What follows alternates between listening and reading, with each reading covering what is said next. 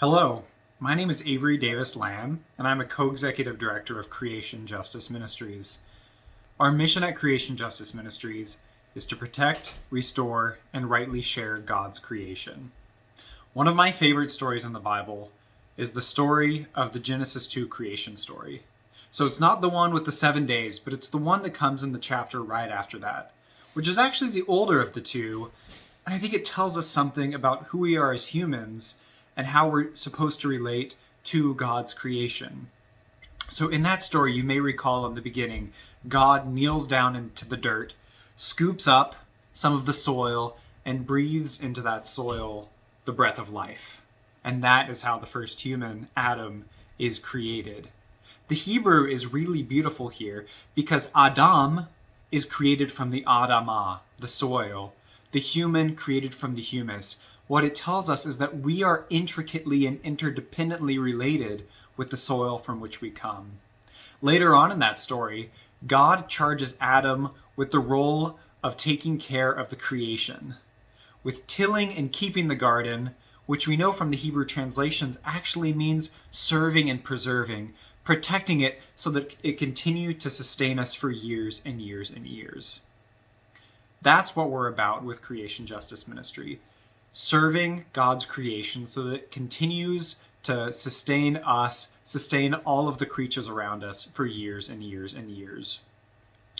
At Creation Justice Ministries, we educate, equip, and mobilize Christian communities around issues of justice for God's creation.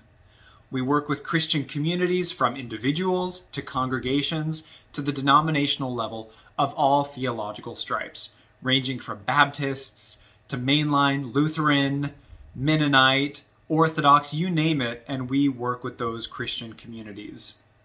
The ways that we work with Christian communities is providing scripturally rooted Bible studies, resources, ongoing training opportunities like webinars, trainings for pastors.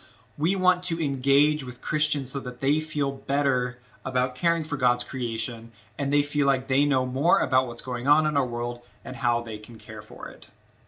Right now, we're in September. September is the season of creation, which was originally started as a collaboration between the ecumenical patriarch of the Orthodox Church and the Roman Catholic Pope because they saw the need for a liturgical season where we commit ourselves to care for God's creation.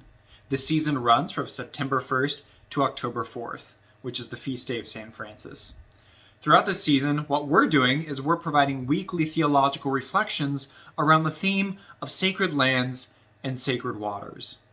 I want to read to you a short sentence from our introduction to this theme that we wrote at the beginning of the season.